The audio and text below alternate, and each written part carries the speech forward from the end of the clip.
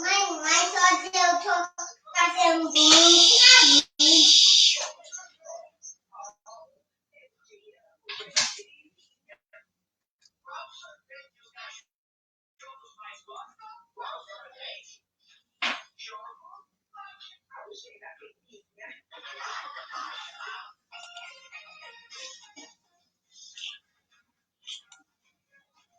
E esse respeito.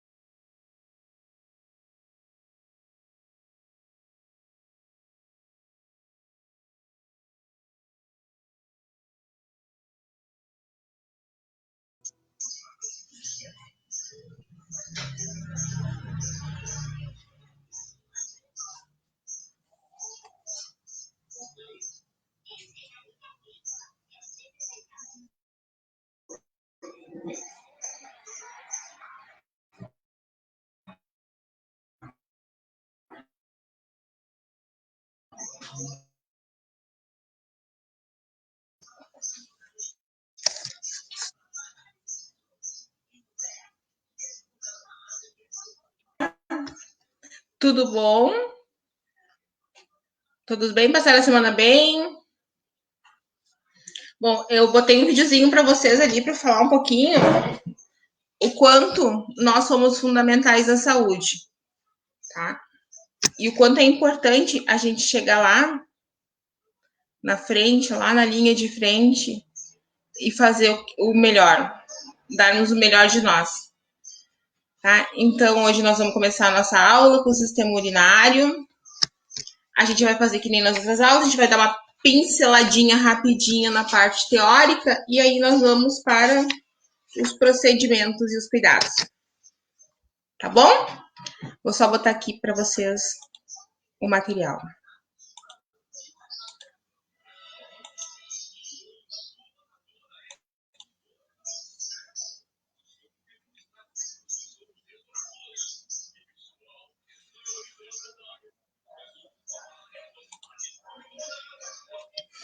Comigo tudo bem, Bárbara, graças a Deus. Acabando as férias, né? Mas tudo bem. Bom, gente, então hoje a gente vai falar um pouquinho do sistema urinário. Eu vou falar rapidamente para vocês a parte da teoria e depois nós vamos entrar bem nos procedimentos de enfermagem e o papel de cada profissional da enfermagem, então, nesses procedimentos, tá? Só contando rapidamente para vocês, na quarta-feira,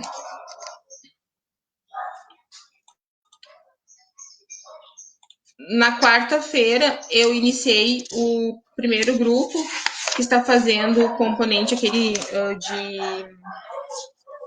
prático, totalmente prático, e está sendo bem legal, assim, elas estão conseguindo botar a teoria com a prática. Então, provavelmente, logo vocês vão estar fazendo esse componente também, o módulo integrador. Eu achei bem legal. Lá na escola tem todo o material que vocês precisam para aprender. Então, assim, ó, vão juntando essa. Hoje vai ser complicado, porque eu vou falar como é que faz o procedimento, vocês vão ficar só imaginando, né? Quem não conhece, não tem material perto, vai ficar imaginando. Mas logo vocês vão estar fazendo, então, esse projeto integrador e vão conseguir ver um pouquinho na prática como é que faz. As férias, na verdade, terminaram na quarta, né? Quinta e sexta eu estava de folga. Mas segunda, voltando com todo o gás. Porque era só meias férias, era férias só daqui, da escola, não. Então tá, gente, vou iniciar a aulinha, então, para vocês. Qualquer coisa podem ir perguntando, tá? Conforme eu vou conseguindo, eu vou respondendo para vocês.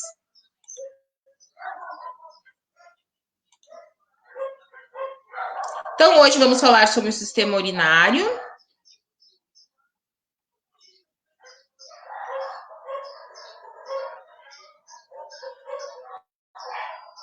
Então, o sistema urinário ele é o sistema responsável pela formação da urina e pela eliminação da urina, tá?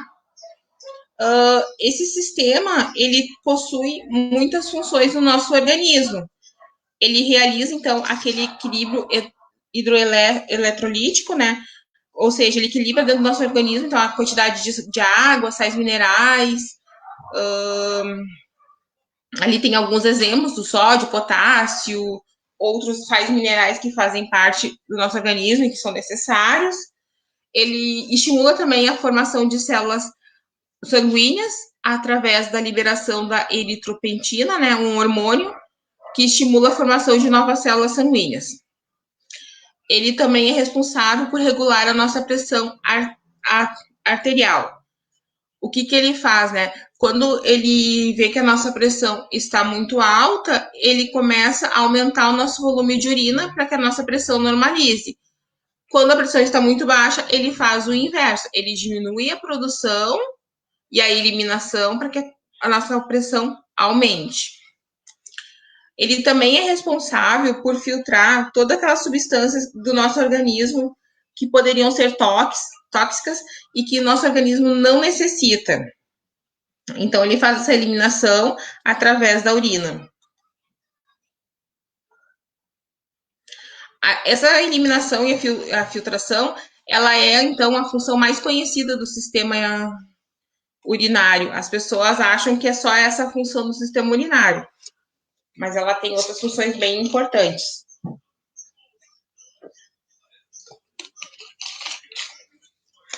O sistema urinário, então, ele é composto por 2 rins, 2 ureteres, a bexiga e a uretra. E no homem ainda a gente tem a próstata, não faz parte do sistema urinário, porém ela está muito próxima do sistema urinário. A diferença, então, básica, assim, do sistema urinário feminino para o masculino é o tamanho da nossa uretra. Por isso que a mulher ela é muito mais suscetível a ter infecções urinárias do que o homem. Mas, em contrapartida, o homem, quando ele tem uma infecção urinária, é muito mais grave do que na mulher. Porque o caminho que a bactéria tem para percorrer é mais longo. Então, se ela chega tão longe, ela vai afetar outros órgãos importantes. E ela vai ser muito mais grave, muito mais agressiva do que na mulher.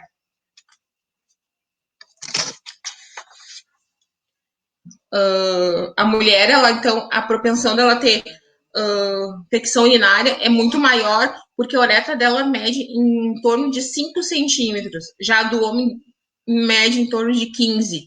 Então, como a diferença é muito grande, a mulher tem mais facilidade de pegar a infecção urinária, porém a gravidade é menor do que no homem. O homem, quando chega para nós com sintomas urinários, é porque está mais grave. Então, observem bem, quando é um homem que reclama de sintomas urinários, a gente tem que ter um cuidado maior, um olhar diferenciado, porque com certeza ele vai estar com uma infecção muito mais grave do que uma mulher.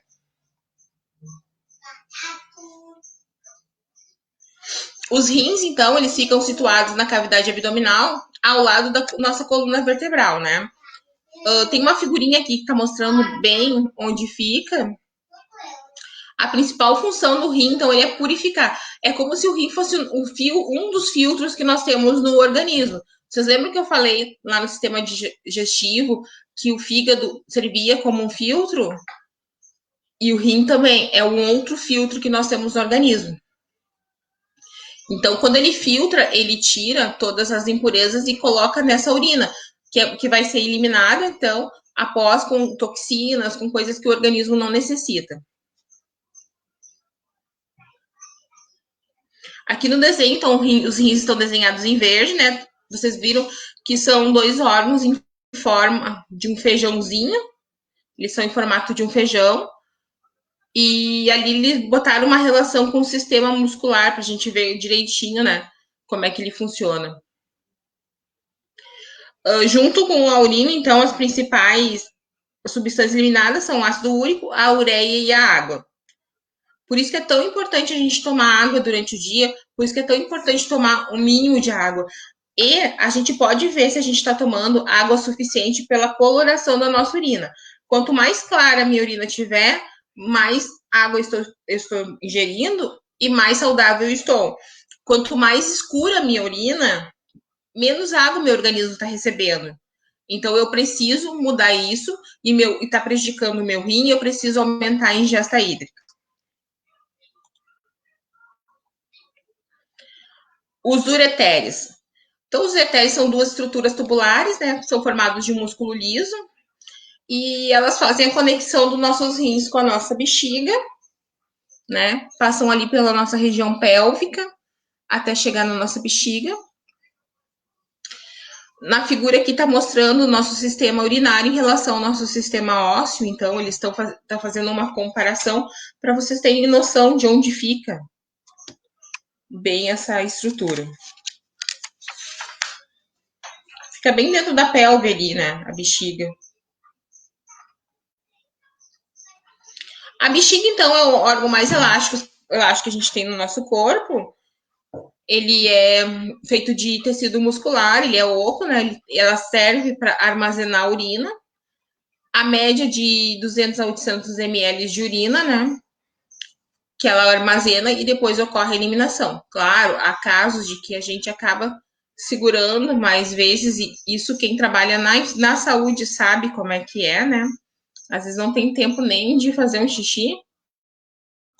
e ela vai expandindo cada vez mais, até dar aquela sensação de dor.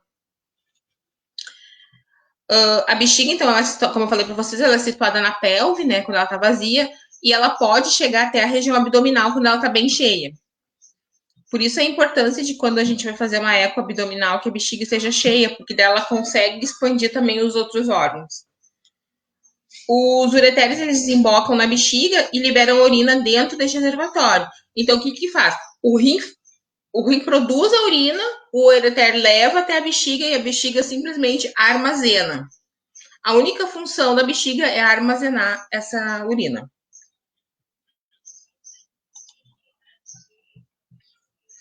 A uretra, então, é a última porção do nosso sistema urinário. Ela é responsável, então, de eliminar essa urina para o meio exterior. É um tubo muscular, né? Que ela, como eu disse para vocês, ela diferencia entre o homem e a mulher pelo comprimento, né? E pelo local onde ela vai desaguar. Nas mulheres, a uretra ela desemboca na vulva, na parte do sistema reprodutor, mas ela trabalha independente do sistema reprodutor. Ela tem uma saída única e exclusiva para isso, que é situado logo abaixo do clitóris. Como tem ali na figura, eu tinha falado para vocês em torno de 5 centímetros, né? Aqui no material tá 4 centímetros. Assim, gente, é muito comum ainda hoje as mulheres acharem que é um buraco só para tudo, né? E quando eu faço pré-câncer, eu vejo quanto isso, inclusive em pessoas que têm um nível cultural mais elevado, elas acham que é um buraco só. E aí, quando a gente explica que são dois, elas ficam meio apavoradas, assim, né? Então, a gente tem que saber, a uretra e a vagina são dois orifícios diferentes. Não é que nem no homem, que é o mesmo orifício.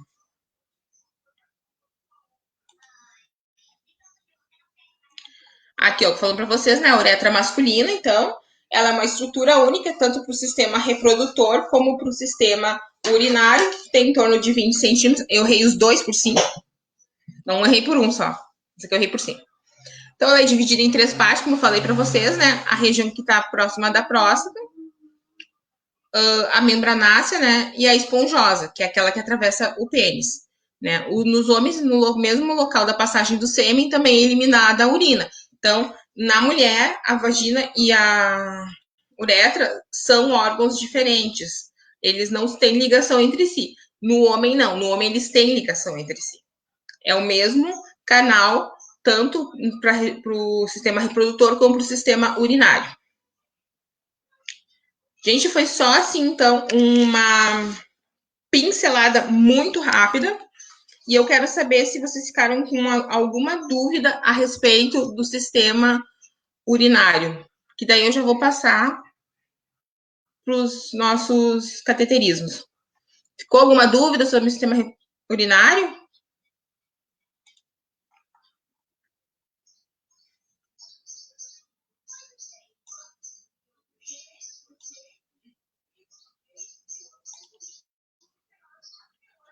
Tudo tranquilo, gente? Posso continuar?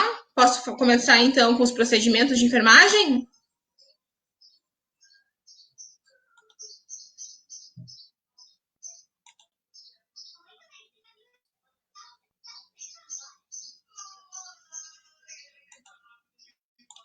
Vamos, então, para o nosso sistema, nossos procedimentos de enfermagem.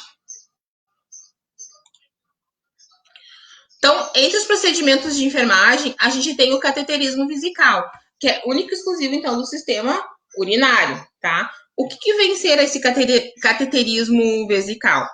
É a inserção, então, de uma sonda ou um catéter no interior da bexiga através da uretra. Obrigada, Afonso. A sonda ela é definida como um tubo que se introduz no canal, em qualquer canal do organismo, né? E o catéter, ele já é um instrumento tubular que é inserido no corpo para retirada de líquidos. Ou para introduzir sangue, soro, medicamentos e efetuar investigações diagnósticas. Então, a sonda é aquele que a gente vai usar no paciente por muito mais tempo. E o catéter já é aquele que a gente vai usar para só eliminar a urina e já tira. justamente pelo que eu falei. Quando a gente... Tem uma pergunta aqui, tá, gente? Quando a bexiga fica muito cheia por demorar, por que a urinar arde? Por quê? Porque a gente ficou tanto tempo com ela expandida a mais do que o normal, que quando tu vai urinar, realmente dá essa sensação de ardência. Não que ela que tenha alguma infecção, uma coisa, mas essa sensação vai dar porque ela demora mais para se contrair, porque ela ficou muito tempo dilatada. Daí dá realmente essa sensação de ardência. Mas voltando então aqui para o nosso cateterismo vesical, a gente possui alguns dispositivos para esvaziamento urinário, né? Então, o que a gente vai ver hoje sobre isso? A gente vai ver o cateterismo vesical de alívio, que é conhecido pela sigla SVA, que é bem sondagem vesical de alívio. O cateterismo vesical de demora, que seria o SVD, que seria a sondagem vesical de demora. Vocês vão ver muito essas siglas, tá? Temos o cateterismo vesical de demora com irrigação e o cateterismo suprapúbico, que não está aparecendo aqui no vídeo porque ficou muito para baixo.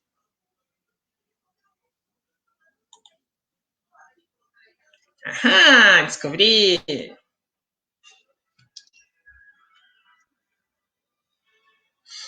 Os grupos que formam na urina, que a gente chama de piúria, quando tu vai descrever, né, essa sondagem, o que são? Ou eles podem ser realmente pontos de infecção, leucócitos, né?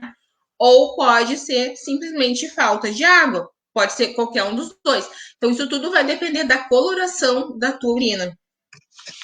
Porque quando tu tira a urina, quando tu faz o desprezo dessa urina, além de anotar a quantidade, tu tem que anotar o aspecto dessa urina. Então, tu vai ter que botar se ela é clara, se ela é um amarelo mais escuro, se ela tá fétida, se ela tem odor característico, se ela tem presença dessas piúrias, que são esses gruminhos.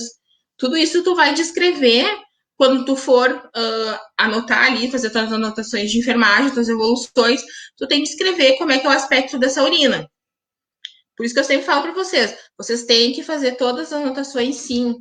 Não só para que o outro profissional que vai atender saiba o que está acontecendo, mas até para uma questão de proteção de vocês. Tá? Não esqueçam, tudo que fizerem tem que ser evoluído. Respondida a pergunta? Então, vamos começar a falar de cada sondagem. O cateterismo vesical de alívio, ou seja, a sonda vesical de alívio, a sondagem vesical de alívio, ela a gente usa, então, o catéter, que é aquele tubinho que a gente introduz e depois tira, né? Ele é feito só para realmente aliviar essa bexiga, porque também acontece muito disso. Tu fica muito tempo sem ir fazer xixi, alguma coisa assim, fica muito tempo segurando aquela urina, a tua bexiga pode expandir a um ponto que tu não consiga fazer com que ela se esvazie sozinha. E aí, então, quando isso acontece, a gente faz a sondagem vesical de alívio. Ou se tu precisa fazer um exame, ou se tu precisa que essa bexiga seja esvaziada de uma forma mais rápida, então tu faz o cateterismo. Tu precisa fazer um exame de urina, alguma coisa, ou precisa saber quanto tem de retenção urinária esse paciente, então a gente faz isso, a gente faz essa sondagem vesical de alívio. A sondagem vesical de alívio, então, ela é um procedimento executado pelo enfermeiro. Só o enfermeiro faz, porém o técnico auxilia nesse procedimento. A intenção é unicamente fazer o esvaziamento da bexiga no momento, proporcionando alívio quando o paciente apresenta retenção urinária, que foi o que eu falei para vocês agora há pouco. Quando ele não consegue esvaziar sozinho, espontaneamente, a bexiga, e acaba retendo urina dentro.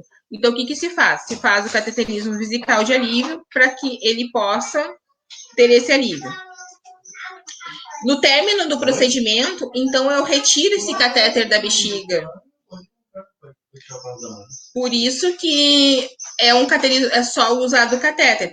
porque eu coloco, esvazio e já retiro. Esse catéter não vai ficar no paciente.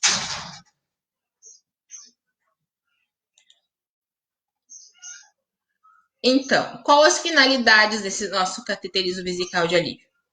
Como eu falei, né, promover o esvaziamento vesical de retenção urinária, realizar coletas de amostras de urina estéril, como eu falei para vocês, pacientes que não conseguem fazer eliminação espontânea, como o exame de EQU, de urina, qualquer outro exame de urina, precisa ser de forma estéril, precisa ser de urina estéril, não tenha tido contato com o meio exterior, a gente pode fazer essa coleta, então, através da sondagem.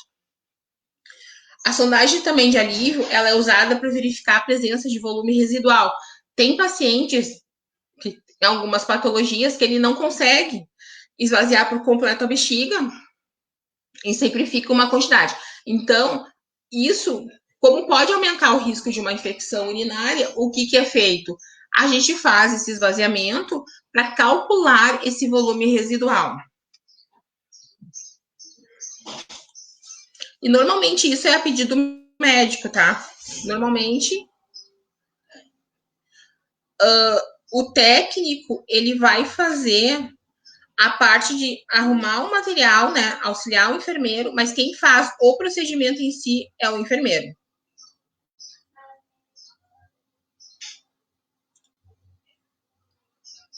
Quem faz é o enfermeiro, o técnico ele auxilia, ele prepara o material e auxilia o enfermeiro no procedimento. Mas quem faz o procedimento em si é o enfermeiro.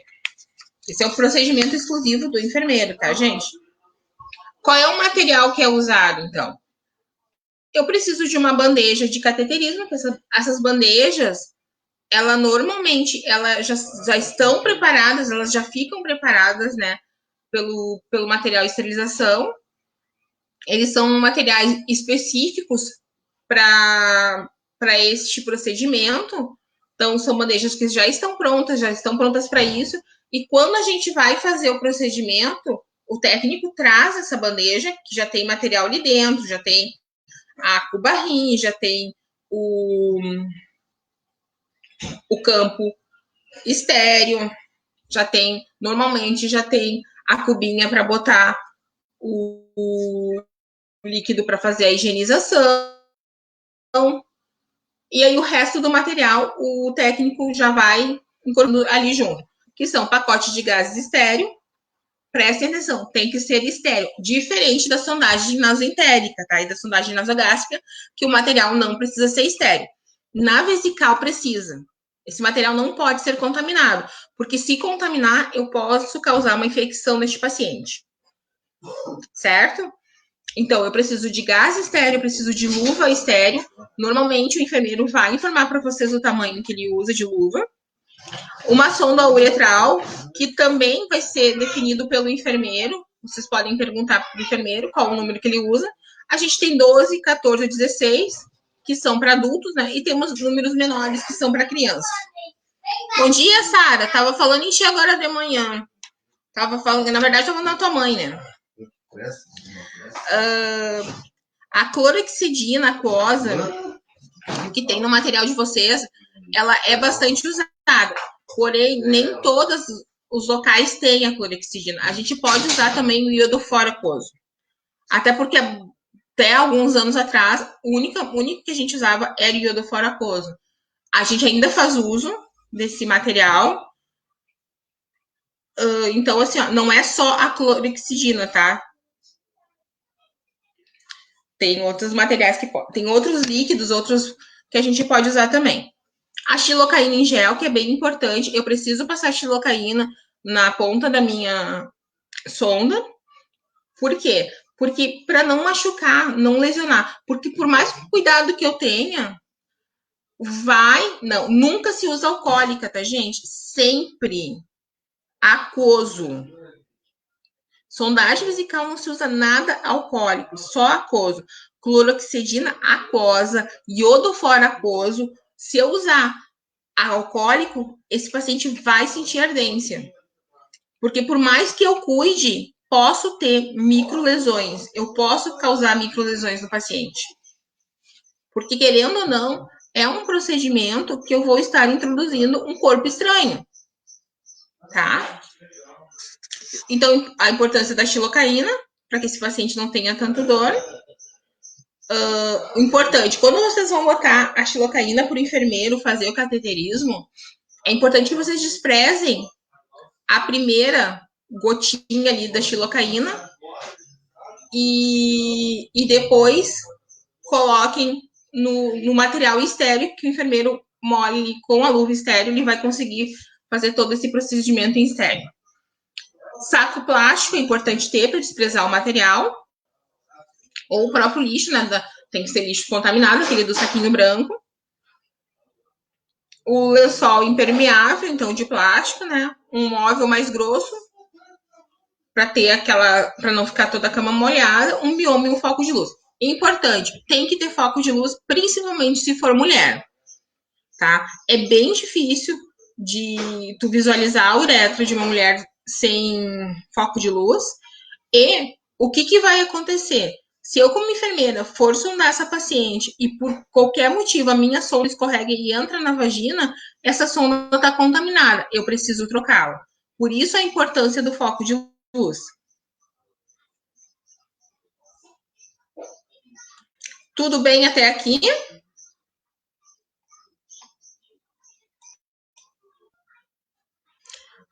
No homem, né, é muito mais fácil a gente fazer a sondagem, porque o homem é um canal só. Então, com certeza vai ser mais tranquilo. A sondagem na mulher é mais complicada por não ser o mesmo canal.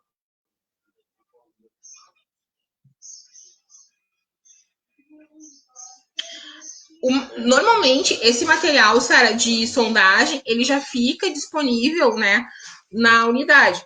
Normalmente, esses materiais, gaze, luvas, sondas, clorexidina, xilocaína, iodofor. Normalmente, esse material, as bandejas, já ficam na unidade. Não precisa ser pedido para a farmácia. E se for uma unidade de saúde, também tem esse material disponível. Tá? Esse material sempre tem que ter.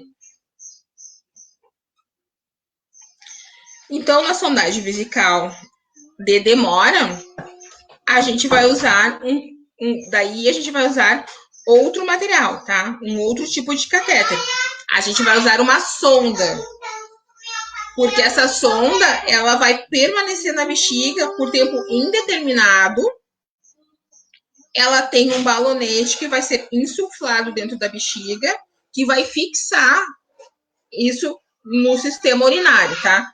Também é um procedimento feito pelo enfermeiro, é um procedimento exclusivo do enfermeiro, né? Só que neste caso, a urina ela vai ser armazenada numa bolsa coletora, né? Porque é um sistema fechado.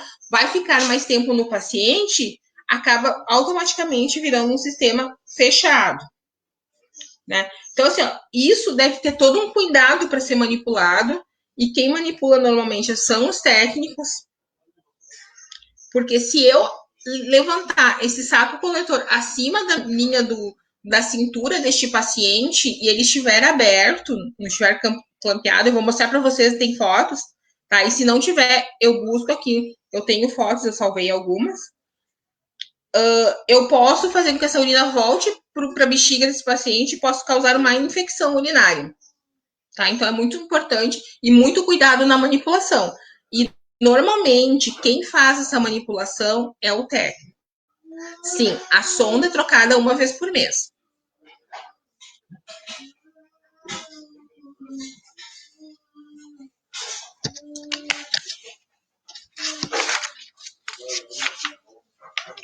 Tinha visto uma foto da sonda. Até vou procurar uma para vocês, porque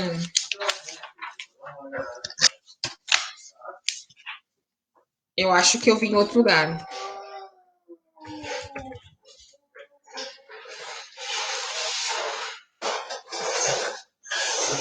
Então, a sonda vesical de alívio é muito parecida com aquela sondinha que a gente usa para fazer aspiração, tá? Ela é muito semelhante à sonda nasogástrica, porém mais curta, e muito parecida com aquele catéter que a gente usa para fazer a aspiração. Já a sonda vesical de demora, é aquela sonda chamada sonda Foley, né? Ela é diferente da sonda. Tem uma foto aqui que aparece bem ela, junto com o material, com estéreo. Eu vou abrir para vocês aqui uma fotinha, tá? Para vocês verem como é que é uma sondinha.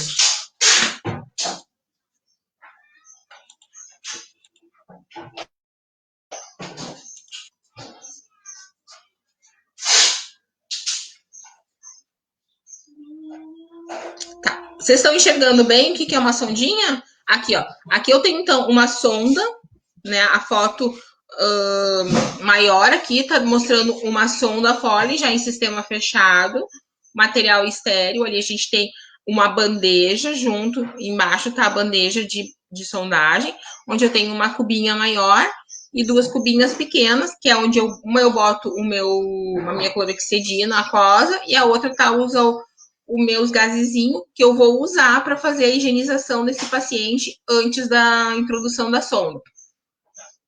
Nas fotos menores ali eu tenho uma sonda com o balonete insuflado para vocês verem como é que fica dentro da bexiga, né? E logo abaixo eu tenho os tamanhos de sonda, os vários tamanhos de sonda. Tem sonda pediátrica até a sonda adulta com irrigação, que tem 3 entradas. Come. Bota lá, junto com os brinquedinhos. Bota, pai.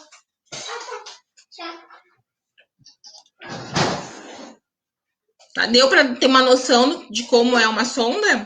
Pai, a coisa separada tá indo. Não, tem que ser grande.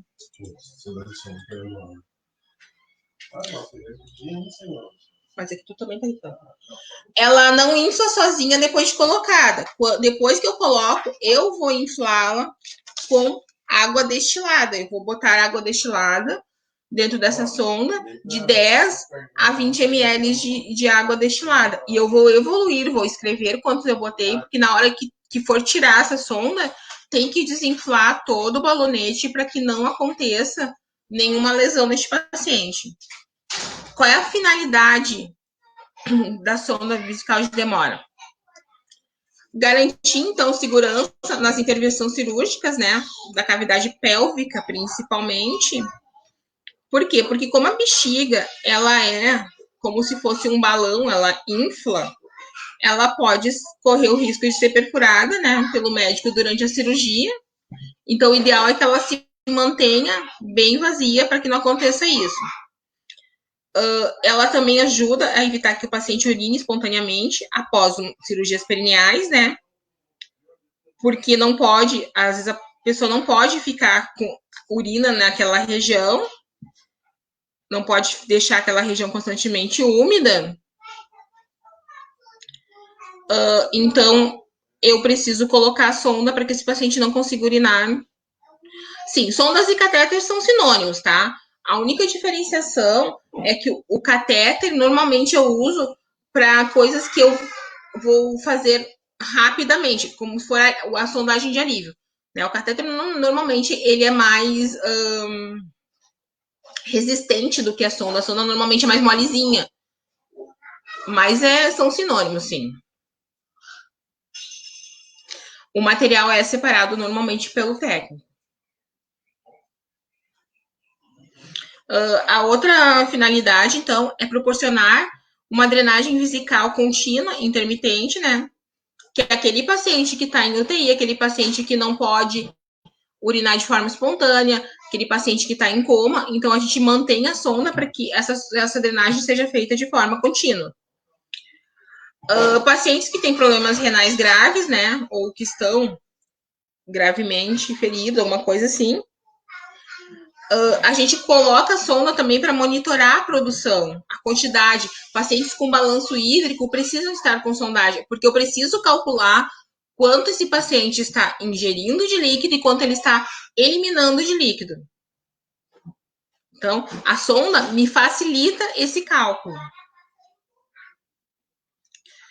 Pacientes com continência urinária também, que não podem ficar com a região ali muito tempo úmida, por algum motivo, por alguma lesão mais grave, também fazem uso.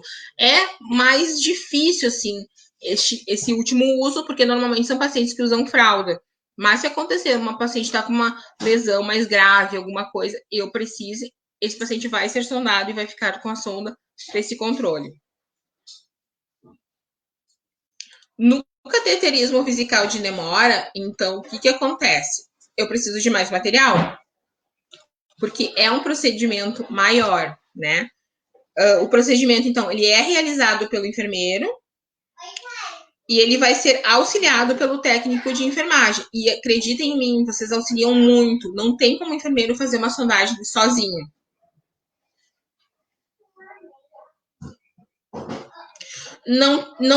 Não sei quem está falando comigo, ele mas perguntou se pode se ausentar da aula. Não tem problema, a aula vai ficar gravada, né? A aula fica tanto. Eu tô colocando a aula no YouTube, tá, gente? Eu tô deixando a aula gravada tanto no YouTube como no Face. Quem não consegue assistir a aula precisa sair por algum motivo, bem tranquilo. E hoje, para compensar todas as outras aulas que eu passei das 11, eu acho que a de hoje não vai passar das 11. Então, a gente terminou todas as aulas 11h15, né? Mas fica tranquilo que hoje a gente vai conseguir terminar antes. Sim, pacientes que têm, como eu falei, lesão na região sacra, né, ou na região perineal, eles precisam realmente de sonda para que aquele local não fique o tempo todo úmido. Isso que a gente acaba usando a sonda. Mas voltando então aqui, né, no nosso procedimento, ele é realizado pelo enfermeiro com auxílio do técnico, que normalmente é o técnico que arruma o material, e o técnico auxilia muito nesse procedimento. Ah, e tu, Celso, tá de plantão hoje, então? Não tem problema. Se tu precisar sair, tranquilo, depois tu assiste online, tá? Ou segunda vai lá na operária que eu te explico. Que segunda eu volto das férias. E assim, ó, gente. A sondagem de demora, ela tem mais material do que a vesical de alívio, tá? Então, o que vocês vão separar? Vocês vão separar a mesma bandeja para de alívio, também vai ser usada na de demora. Porém, eu vou precisar de uma seringa de 10 ou 20 ml. Eu prefiro normalmente a de 20 ml, tá? Que eu acho mais tranquilo, eu gosto de botar mais. Uma ampola de água destilada, pacotes de gases estéreis, luva estéreo e de procedimento, daí ele tem que ter as duas, tá? A sonda Foley, que eu falei para vocês, que são daí o número, vocês vão perguntar pro enfermeiro qual é o número que vai usar. Sim, tudo isso vai ser aprendido depois na prática no laboratório de enfermagem que tem lá no SEG, tá? Normalmente, o enfermeiro vai escolher o número da sonda conforme o tamanho da uretra do paciente, né? Adulto normalmente usa 14, 16, 18 e 20, sendo que quanto maior a numeração, mais calibrosa ela é. Em criança, normalmente se usa as menorzinhas, que são a 4, a 6 e a 8. Elas são bem fininhas. A bolsa coletora, que também deve ser aberta de uma maneira estéreo, em cima do material, para o enfermeiro fazer essa conexão ainda com material estéreo, para depois ser colocado, então, em contato com o ambiente, depois que já está feita a ligação. A clorexidina aquoso ou iodofor aquoso, sempre aquoso, tá? Xilocaína gel, porque é imprescindível. Esparadrapo ou micropore, porque a gente normalmente vai ter que prender essa sonda ou na perna do paciente ou até na cama mesmo, para que ela não corra o risco de tracionar. O saco plástico, lençol impermeável, compressa, né, bioma e foco de luz. Se eu não tenho todo esse material, o que acontece? Eu vou ter que improvisar, né? A numeração das sondas e os tamanhos, tu não precisa te preocupar. Quem vai ter que se preocupar com isso é o enfermeiro. Tá? Para quem tu vai questionar isso é pro enfermeiro. O enfermeiro é que tem que saber o número da sonda e o tamanho que ele vai usar, né? O técnico vai lá e pergunta: que tamanho tu quer, enfermeiro de sonda? O enfermeiro define, tá? Vocês vão ter essa, eu não sei quando, porque eu não sei em que ponto do curso vocês estão, né? Mas tem o projeto integrador, que começou uma turma na quarta-feira, que sou eu que tô dando, e a gente já iniciou essa parte prática. E tá bem legal.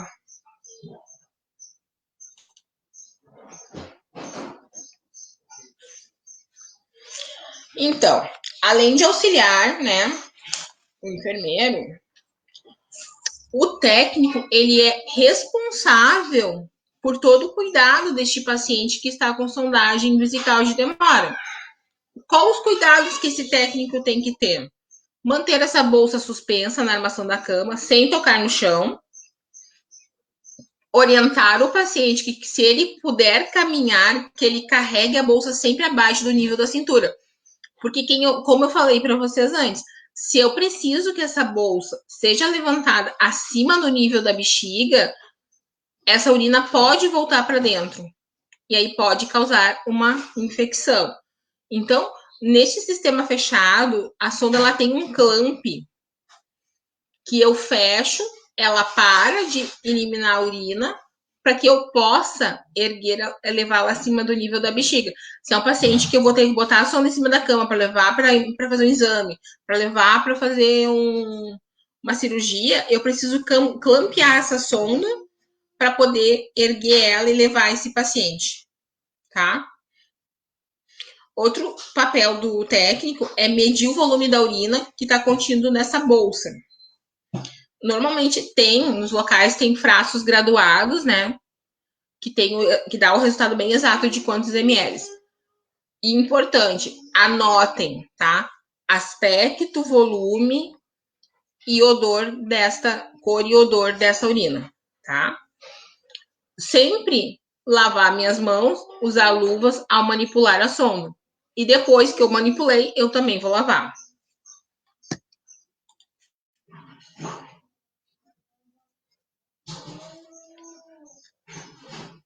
Sim, nos cateterismos vesical, o técnico só auxilia, mas ele tem que saber, porque todos os cuidados pós-sondagens acabam sendo feitos pelo técnico, né? E o enfermeiro só vai fazer a sondagem se for prescrita pelo médico.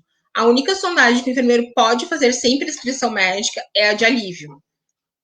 O paciente tá com bexigoma porque ele não tá conseguindo fazer xixi, tá? Não tá conseguindo eliminar a urina. Eu já fiz todos os procedimentos que eu conheço, já liguei em torneira d'água, já estimulei, já botei bolsa quente. Ele tá formando bexigoma.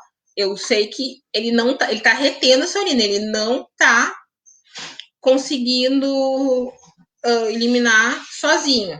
Aí eu, como enfermeira, posso fazer uma sondagem vesical de alívio, tá? Mas a de demora só com prescrição médica.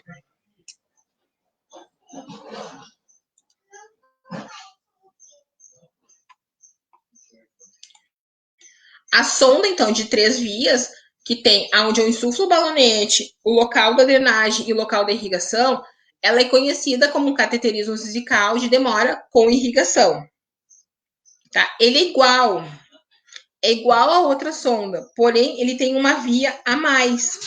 Em vez de ter 2 vias, que é a via de drenagem e para eu encher o balonete, ele tem uma terceira via, que é por onde eu vou irrigar essa bexiga.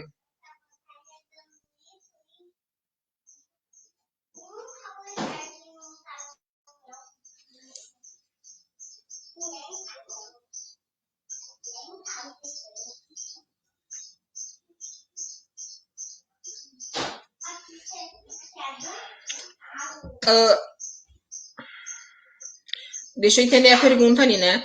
Passada a sonda prescrita pelo médico, a enfermeira pode passar a sonda.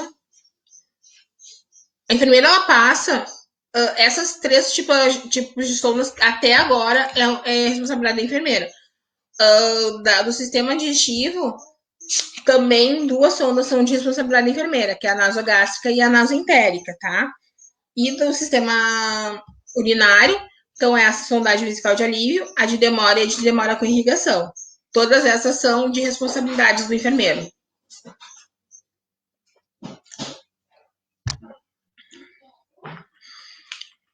Voltando aqui, então, ao cateterismo vesical de demora com irrigação, a sonda ela é igual à sonda Foley para sondagem vesical, porém ela tem uma via a mais, que é por onde entra o líquido da irrigação. A gente tem aquela guia que serve para encher o balonete, é só para isso que ela serve, tá? Ela não faz nenhuma outra função. Então, normalmente ela é laranja na ponta para diferenciar das outras vias.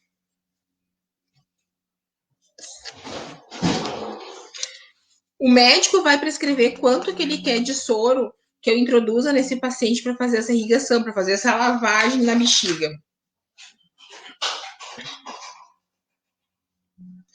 Normalmente, esse cateterismo vesical de demora com irrigação, ele é usado para aqueles pacientes que precisam fazer uma irrigação dentro da bexiga, né, mantê-la sempre lavada.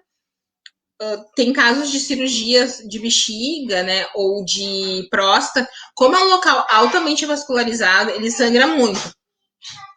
E se eu não irrigar, o que pode acontecer? Pode acabar formando coágulos e a minha sonda ela vai ficar obstruída. Aí o que eu vou ter que fazer? Eu vou ter que trocar a sonda. E cada vez que eu tiro a sonda e coloco a sonda, eu posso traumatizar a uretra deste paciente, né? Ou até mesmo a bexiga. Então, o ideal é que eu não fique fazendo trocas, né? Então, eu coloco essa corrigação, coloco o soro fisiológico, normalmente é critério médico, né?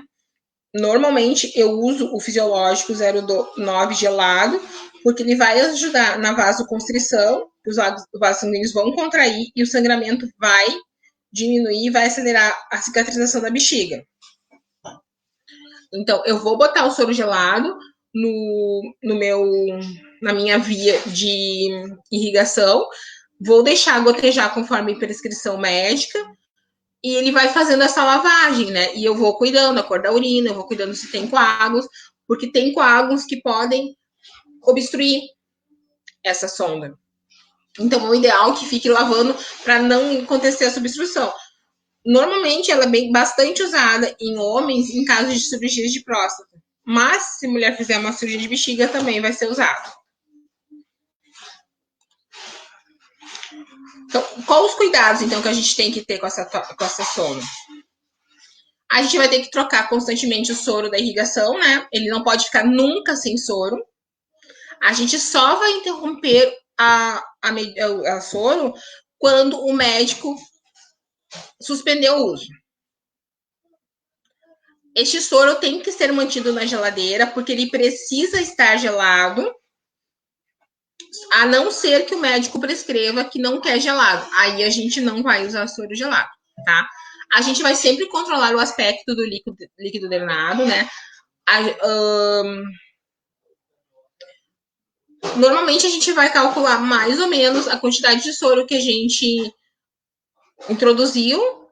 Tem que ser um pouco a mais, então. Eu vou introduzir os 500 ml de soro, eu tenho que ter no mínimo uns 800 ml de urina. Né? E esse líquido ele tem que ficar cada vez mais translúcido, mais claro, que quanto mais claro ele ficar, menos presença de sangue eu tenho e a maior chance de terminar esse tratamento. Registro, como eu disse para vocês, tudo, se registra tudo.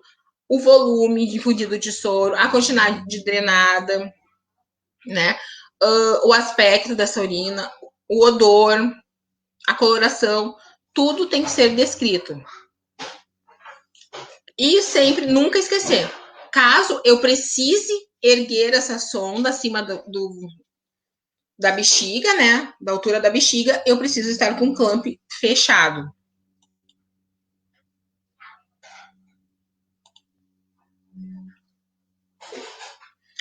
A retirada da sonda, tá? O meu paciente tá lá usando sonda vesical de demora e o médico prescreve que pode ser retirada a sonda. Quem vai fazer esse procedimento? O técnico, tá? O técnico, ele pode fazer a retirada da sonda. Primeira coisa que o técnico não pode esquecer de maneira nenhuma Antes de tirar a sonda, ele precisa desinsuflar o balonete. Ou seja, ele precisa tirar todo o líquido do balonete. O balonete precisa estar completamente vazio.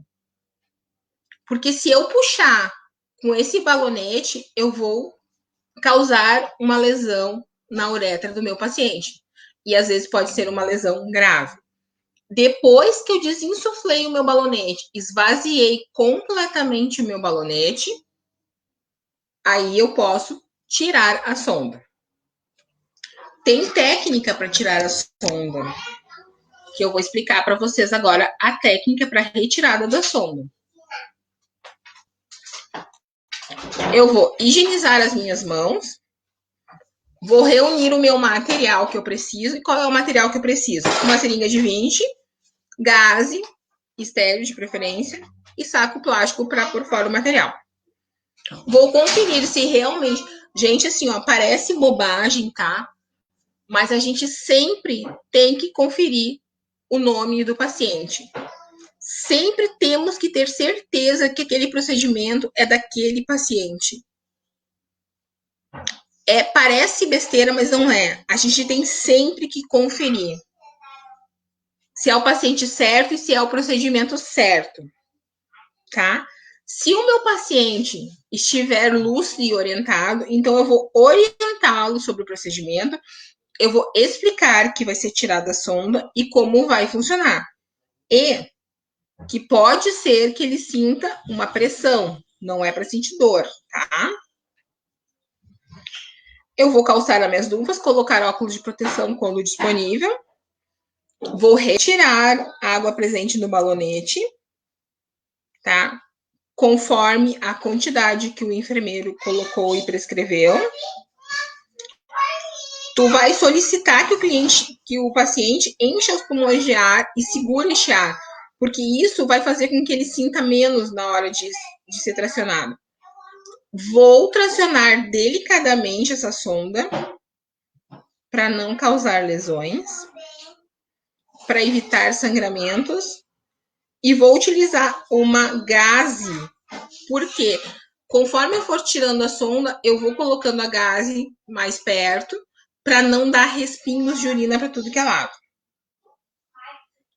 Realizo a higiene íntima do meu paciente, né? Se ele puder, ele vai ao banho, pode tomar banho tranquilamente. Desprezo o material no lixo contaminado e faço o registro do procedimento em prontuário. Certo? Alguma dúvida até aqui?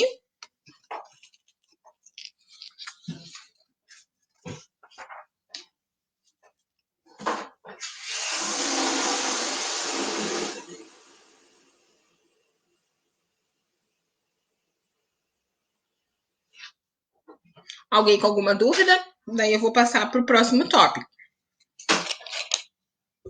que é o cateterismo suprapúbico.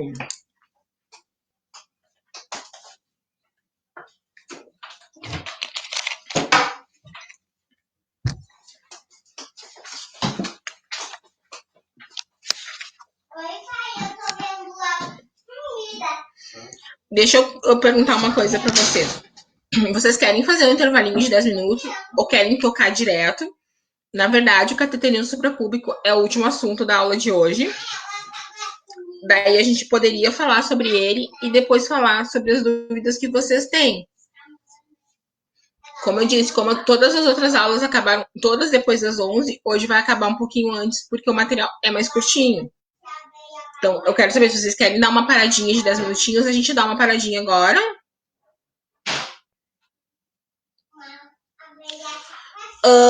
A questão do prontuário do paciente depende da instituição, tá? Normalmente, os prontuários ficam numa sala separada, assim, fica lá num local específico para isso, né? A não ser unidades fechadas, tipo UTI, bloco cirúrgico, que o prontuário fica junto à cama do paciente.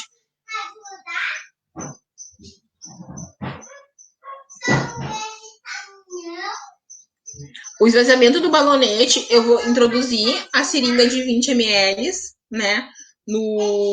Naquele que tem no canal específico para isso, né? Na via específica para isso. Ela normalmente ela é uma via diferenciada, ela tem ela é laranjinha, eu boto ali e aspiro o líquido que tem dentro.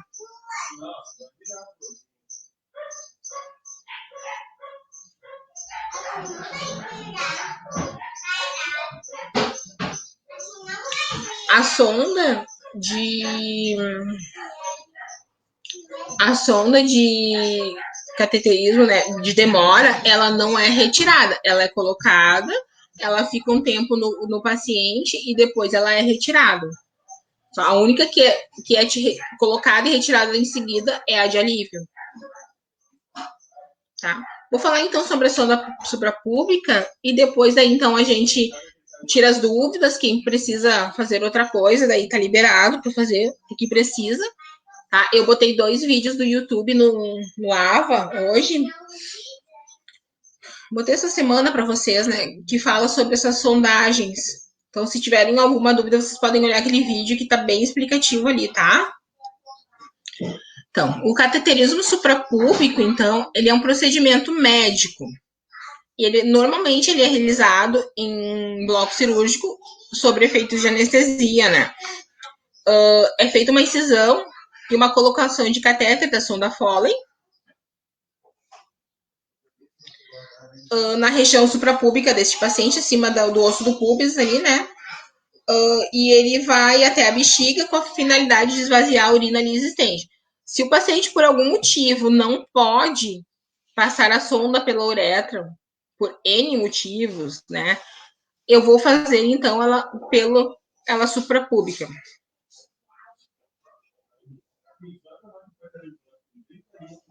Pode acontecer, sim, porque ele, de alguma forma, teve uma lesão ali e ficou... Porque quando a gente vai tirar a sonda, a gente acaba fazendo, tipo, um desmame no paciente.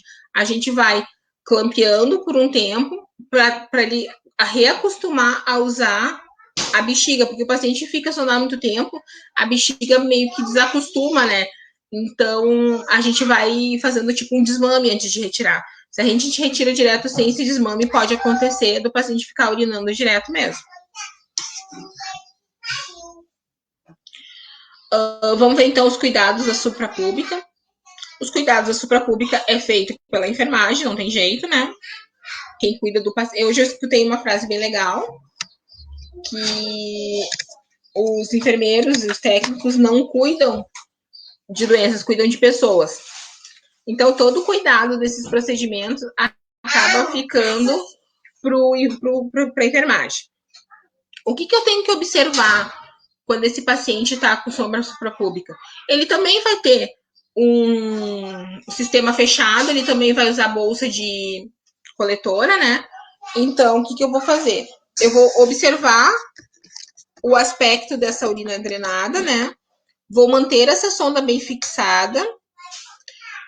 Detalhe, na suprapúbica, eu só troco a fixação a cada 24 horas, tá? Eu preciso trocar a fixação da sonda.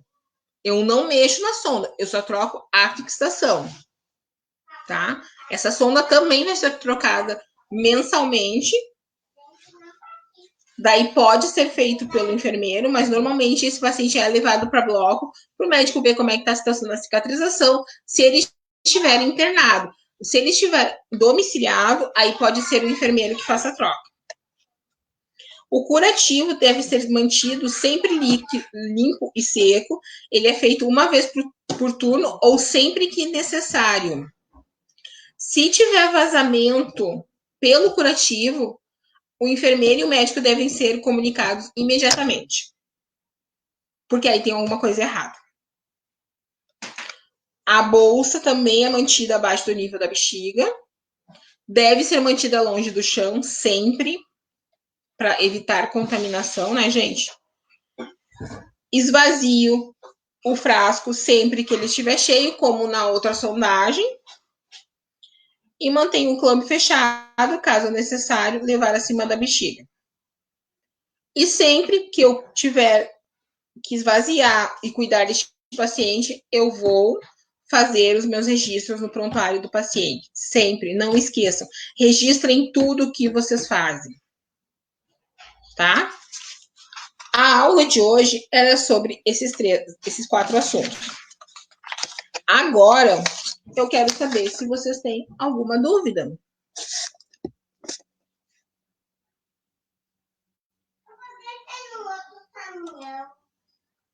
Se vocês têm alguma dúvida sobre as sondagens.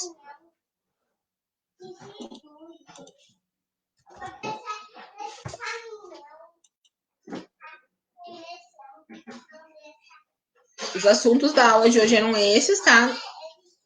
Hoje era uma aula bem tranquilinha. Eu até brinquei essa semana, né, com a Prof. Fran, que eu ia dar uma aula mais tranquila para vocês hoje, porque as 2 primeiras eu passei das 11, os 2 dias. É que, assim, eu tô falando tudo na teoria, né, gente? Claro que na prática vai ser um pouco diferente. Na prática vocês vão ter uma visão diferente, né? Vocês vão conseguir visualizar melhor, porque vocês vão ter a sonda, vocês vão conhecer o que é uma sonda, né? E ter essa visão mais tranquila.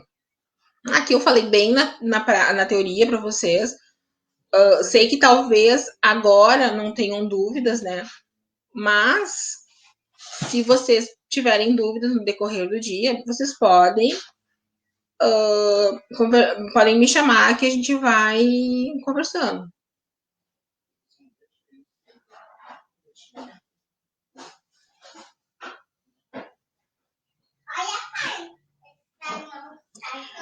Tem alguns, né? O Europen, que é um anel que a gente coloca ali para evitar, né, justamente isso. Mas se tivesse sido feito, talvez o desmame, talvez ele não precisasse estar passando por isso agora. A bolsa sonda, normalmente a gente prende, ela tem, né, uns ganchinhos e a gente normalmente prende na cama, no hospital, né? Em casa a gente meio que adapta, assim, também para prender na cama, em algum local que não caia, que não fique no chão.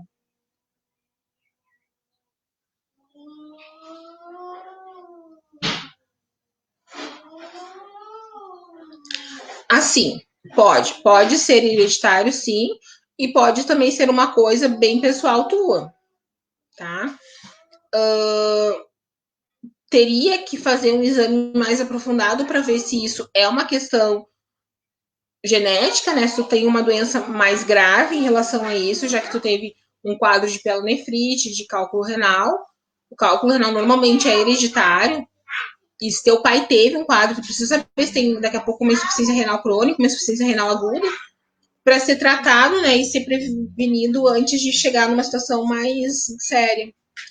Muito obrigado pelo nota 1000 aí, fico muito feliz, muito lisonjeada com o elogio.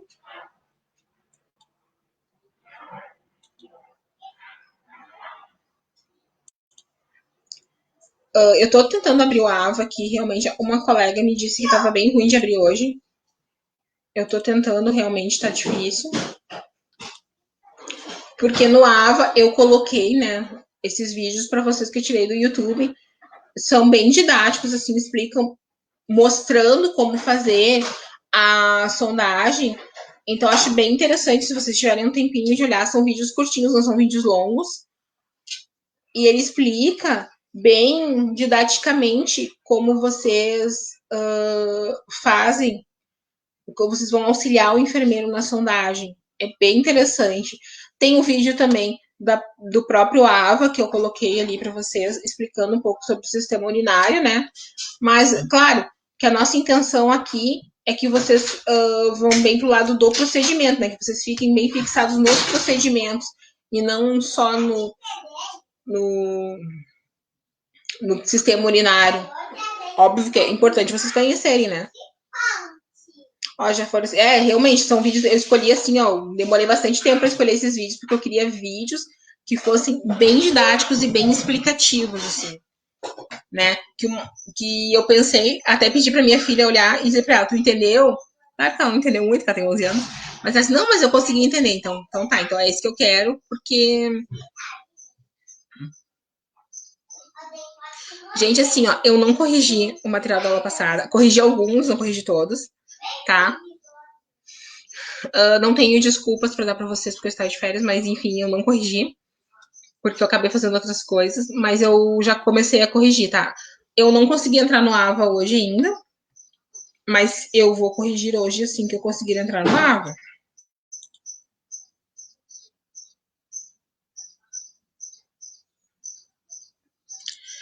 Quem não trabalha na área da saúde realmente tem mais dificuldade de entender, mas não que vocês vão ser menos técnicos ou menos eficientes do que quem trabalha, tá?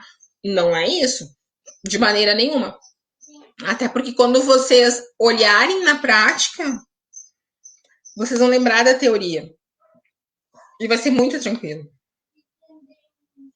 Aí vocês vão chegar um momento que vocês vão ter essa prática e vão ver.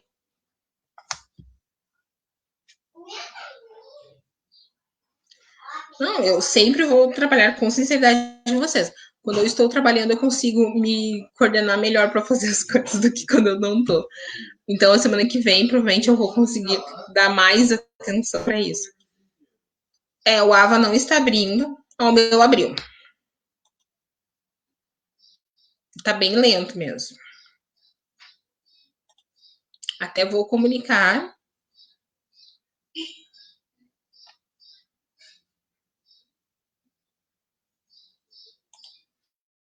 Eu até vou comunicar, então, a coordenação, tá? Para avisar que o AVA tá ruim. Assim, ó, aquele questionário que tem logo após o tópico não vale nota. Aquilo ali é para vocês fixarem a matéria.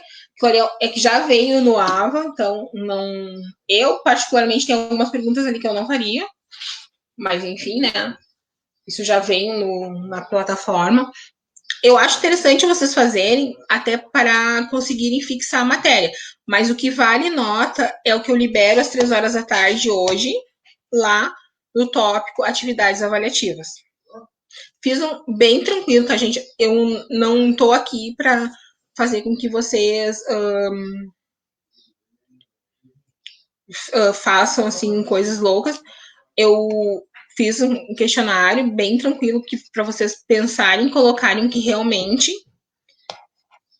aprenderam na aula, tá? Isadora, avaliação 2 eu ainda não corrigi de ninguém, tá? Corrigi algumas, mas a maioria ainda não. Meu AVA abriu também, tá, gente? São todas descritivas.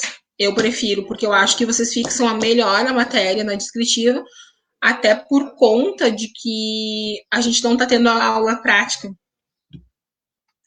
Então, e como vocês podem pesquisar, vocês podem consultar, né, o material, acaba ficando melhor, eu acho que fixa melhor a matéria.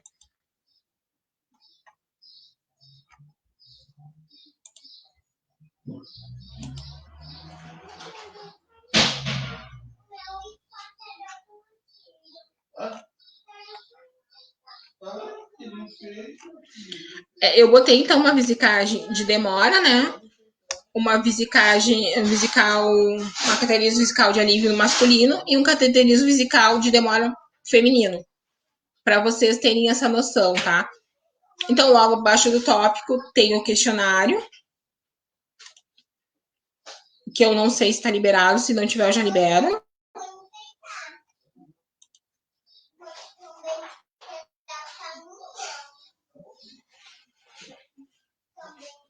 Já estou liberando o questionário que ele estava bloqueado, tá? O questionário, então, já está liberado.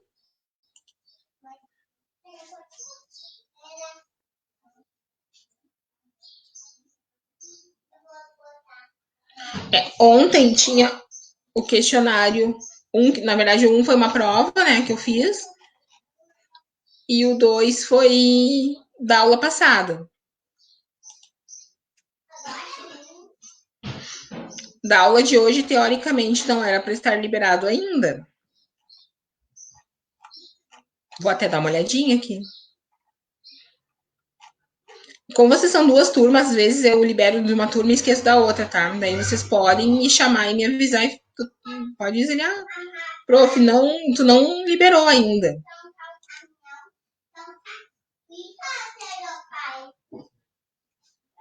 A atividade avaliativa, então, vai ser liberada hoje à tarde, tá, gente?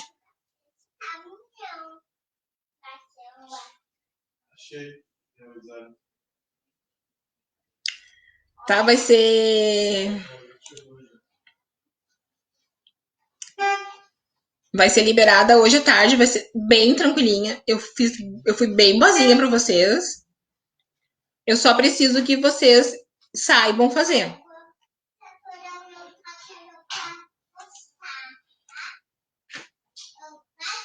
Botei para liberar hoje, tá? Não tem limite de tempo para fazer, vocês têm o tempo que vocês quiserem para fazer, mas o importante é que seja feito.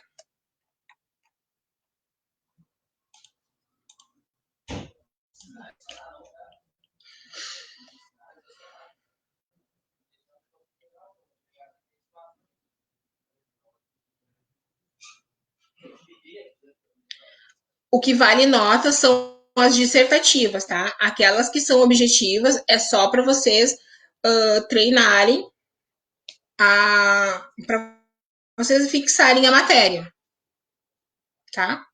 Não estava liberado, tranquilo, quem fez, né? Antes da aula, mas se quiser, daqui a pouco dá uma olhada para ver se quer mudar alguma resposta, bem tranquilo, tá, gente? Bem tranquilo mesmo. Então tá, gente, eu vou encerrar a aula, então, hoje.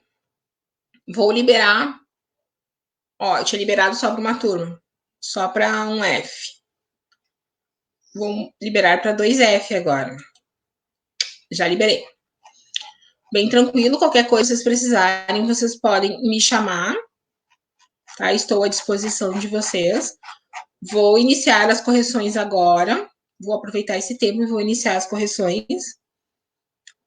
Tá bom? A avaliação, ela fica sempre de uma semana para outra.